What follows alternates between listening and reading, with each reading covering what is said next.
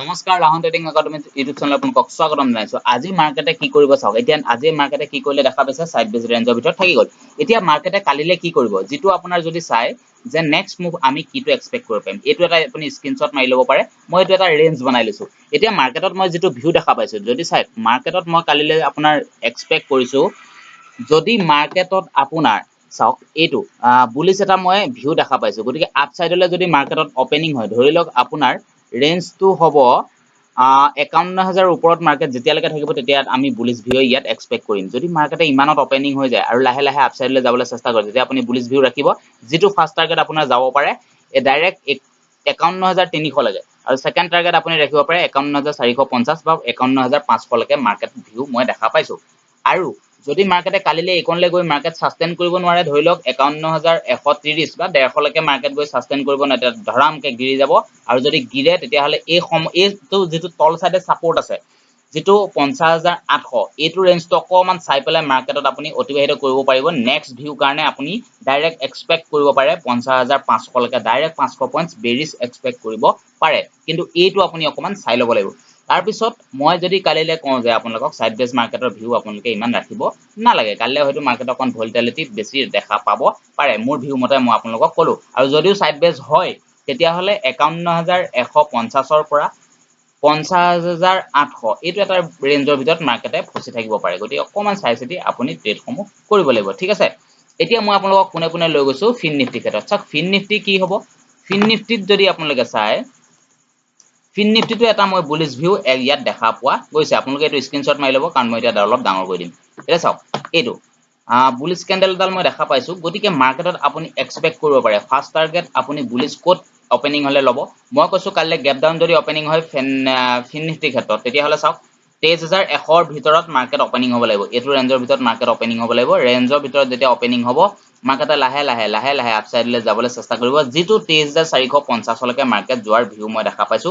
তাৰ পিছত 23500 লৈকে মাৰ্কেট যাব পাৰে আৰু তাৰ পিছত ওপৰলৈ যদি যায় 23700 মাৰ্কেটে কোনোবা দিনা 1000 পইণ্টছৰ আপোনাক গেপ মানে আপ সাইডলৈ বা ডাউন সাইডলৈ দি দিব পাৰে। গতিকে সেইটো ভিউটো আপুনি চাব লাগিব কোনটো মাৰ্কেটে কেতিয়া দিছে কি কৰিছে কেণ্ডেল বিলাক আপোনালোকে বিশেষকে চাব লাগিব। এতিয়া মই যিহেতু বুলিছ ভিউ ইমান দেখা পোৱা নাই দেই মই আগতীয়াকে কৈ দিছো ফিন নিফটি ক্ষেত্ৰত কিন্তু বেংক নিফটিত আপোনাৰ বুলিছ ভিউ দেখা মই পাইছো। এতিয়া বাৰু যাই হওক আমাৰ কাৰণে বেষ্ট ট্ৰেড কেতিয়া হ'ব ফিন নিফটিত যিহেতু সোমবাৰে যদি আপুনি চাই মাৰ্কেটত কি হ'ব অকমান যদি সাইডৱেজ ৰেঞ্জ থাকি যায় ধৰি লওক 23300 ৰ পৰা মাৰ্কেট 23100 ৰ ভিতৰতে মাৰ্কেট যদি থাকে আৰু এদিন তাৰ পিছত নেক্সট দিনা মাৰ্কেটে কিন্তু আপোনাৰ যি সাইডে মাৰ্কেটে ব্ৰেক আউট বা ব্ৰেক ডাউন দিব আপুনি তাগৰা প্ৰফিট কৰিব পাৰিব।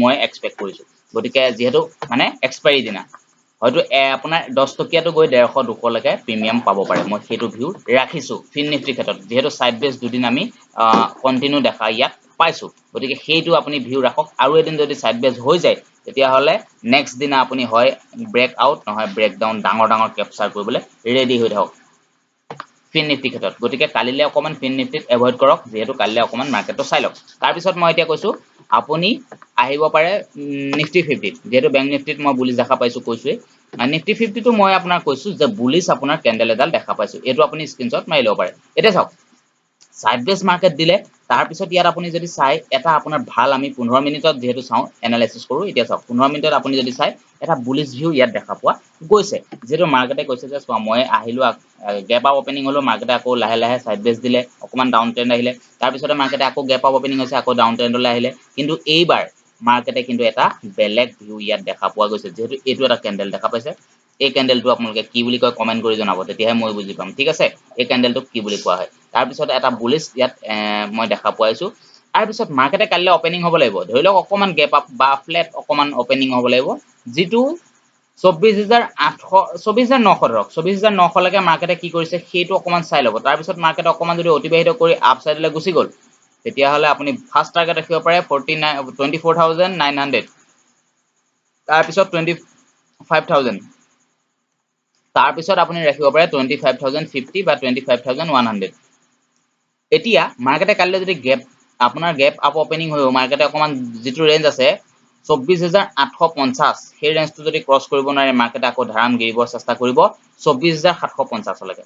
ঠিক আছে তাৰ পিছতে হয়তো মাৰ্কেটে আকৌ গিৰিবলৈ চেষ্টা কৰিব পাৰে যেটো 24650 লৈকে তাৰ পিছত আকৌ গিৰিবলৈ চেষ্টা কৰিব পাৰে যেটো 24550 লৈকে গতে হেতু আপুনি ফাৰ্স্ট টাৰ্গেট ৰাখিব এটো সেকেন্ড টাৰ্গেট এটো থাৰ্ড টাৰ্গেট এটো ৰাখিব পাৰে আৰু মাৰ্কেটত চাব যেহেতু এটো এটা আপোনাৰ সাপোৰ্ট বহুত ডাঙৰ এটা সাপোৰ্ট আছে যেহেতু দুদিনৰ সাপোৰ্ট দেখা পোৱা গৈছে ইয়াত চাওক 24750 পৰা মাৰ্কেটে আকৌ ইউ টাৰ্ন এনেকা ৰিভাৰ্সাল এটাও দি দিব পাৰে এটো এনেকা ইউ টাৰ্ন এটা ৰিভাৰ্সাল দি দিব পাৰে গতিকে হেতু আপুনি অকমান ভিউ ৰাখিব লাগিব আৰু গ্যাপ ডাউনৰ ক্ষেত্ৰত কি কম চাওক যদি গ্যাপ ডাউন ওপেনিং হয় এখিত তেতিয়ালে মাৰ্কেটে লাহে লাহে কনসলিডেট কৰি এনেকা আপসাইডলৈ যাব চেষ্টা কৰিব যেটো ৰেজিস্ট্যান্স আছে এটো 24750 টো তেতিয়া ৰেজিস্ট্যান্স যাব যদি তাৰ তলত মাৰ্কেট ওপেনিং হয় হেতুটো জানিবলগীয়া কথা তাৰ পিছত মাৰ্কেটে তাৰ পৰা কি কৰিছে বিহেভিয়াৰ কেনেকুৱা ক্যান্ডেলষ্টিক কেনেকুৱা বনাইছে কিবা নিউজ আহিছে নেকি বেড নিউজ গুড নিউজ হে চাই মেলি আমি আপসাইডলৈ বুলিশ ভিউ এক্সপেক্ট কৰিব পাৰো যদি গ্যাপ ডাউন ওপেনিং হয় গতিকে হেতু গ্যাপ ডাউনটো ইমান এক্সপেক্ট কৰিব নালাগে মোৰ মতে অকমান গ্যাপ আপ ওপেনিং হলে আমাৰ কাৰণে বেস্ট হ'ব বা ফ্ল্যাট ওপেনিং হলে আমাৰ কাৰণে বেস্ট হ'ব গতিকে